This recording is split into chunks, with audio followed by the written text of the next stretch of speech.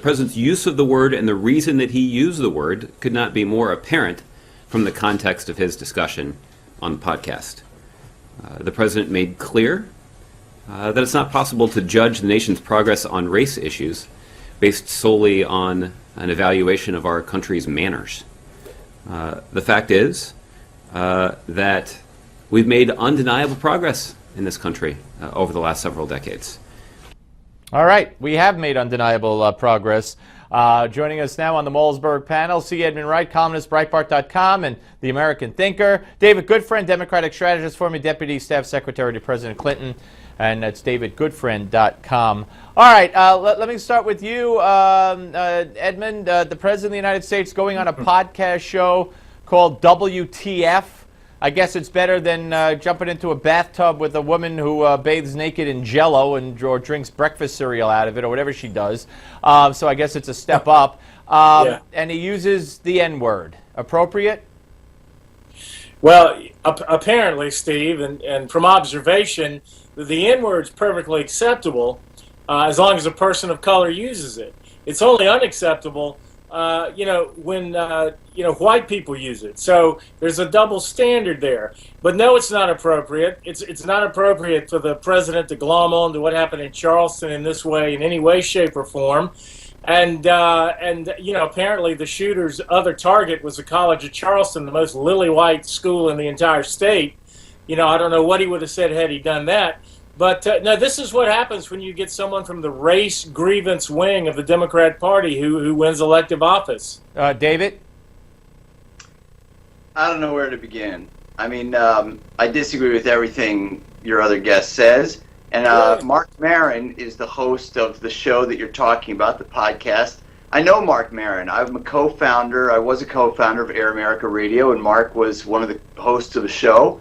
Mark is a noted commentator on society as well as being a great comedian. The show is called WTF. That's what I'm saying a show called What the You Know What. Does a president belong on that? I'm not talking about the host and his character and his history and how well you know him. Let's talk about the president and the N-word. Well, apparently you don't know him because you don't know what you're talking about. Okay, is the show called WTF, David? Yeah. Well, that's all I said, David. Why the face? Why the face, big boy? Why the face? Look, you guys, you're trying to distract. You're doing the conservatives in this country a huge disfavor here on Newsmax, and you should be ashamed of yourself. You, of all people, should understand that when a president goes on a media program to address an audience, he's doing it based on ratings, he's doing it based on demographics, he's doing it based on who the reach is. Hey, the president might even come on here to Newsmax to talk to you. You obviously don't want to answer that question, so let me ask you another one. Should Hillary Clinton be asked, or Bill Clinton, but Hillary's the one running, why did your husband sign the Confederate Flag Day into law when he was Arkansas governor? Does he regret it? Did you urge him not to? How do you feel about that now, Hillary? Why were you standing under that flag time after time after time? And why have you never expressed a regret for that? Is that a fair question, or are you going to tell me about your friend? That's a great question. Let's answer. Here's how I would answer it. You'll have to ask them yourself, but here's how I would answer it. Today, I would absolutely do exactly what Republican Governor Nikki Haley in South Carolina just did, what Republican Governor Jeb Bush in Florida did before, and that is get the Confederate flag off the government property at the state capitol. That's exactly what I would say. And why don't you call up Hillary Clinton, invite her onto your show and ask her that question? The fact that nobody in the media has even brought this up except Jake Tapper in passing speaks volumes for the kind of scrutiny Hillary's getting and is going to get. We're coming back. Edmund, you'll go next. Don't go away.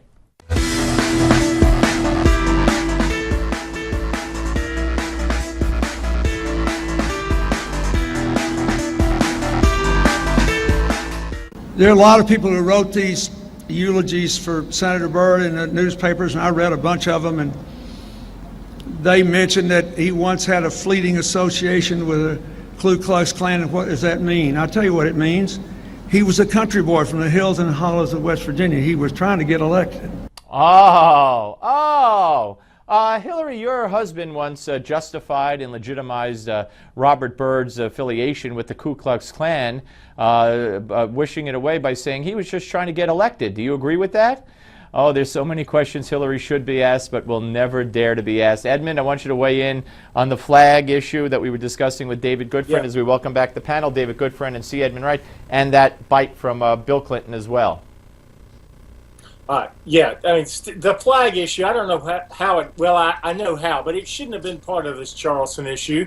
There's no reason to think that this young shooter, he seemed to have the Rhodesian flag, not the Confederate flag. It's just a non-issue. The liberals have been trying to get this flag removed for a long time. It was actually a Republican governor who moved it from the dome down to the grounds of the State House. But I guess Nikki Haley and Tim Scott and some others have just decided, we'll just give in on this one right now and just make this issue go away. All right. And David, Bill Clinton, the man you used to work for, making an excuse for Robert Byrd joining the KKK? Well, the president who integrated the armed forces forever, Harry S. Truman, had also been a member of the Ku Klux Klan. It was a generational thing for them. There are no excuses for it. The question is, what do you do today?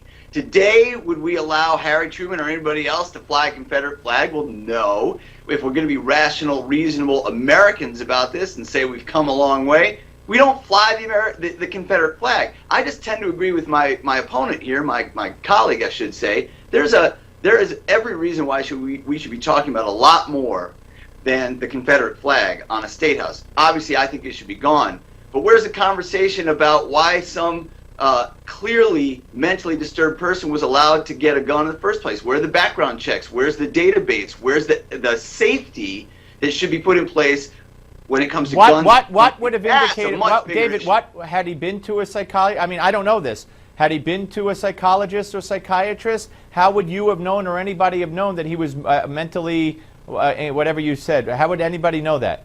Yes, because from what I understand, now I never met the guy, so here's what I'm reading now, just like everybody else.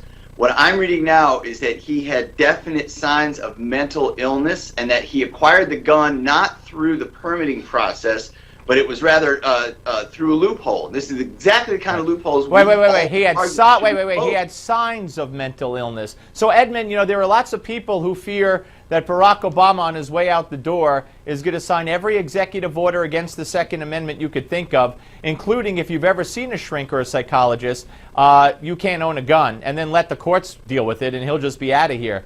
So he had signs of mental illness. According to who? Friends? Family? A guy who doesn't like him? I mean, what? So we're supposed to say, oh, we can't give him a gun because someone said he has signs of mental illness. I mean, you're going to start walking a very fine line, Edmund.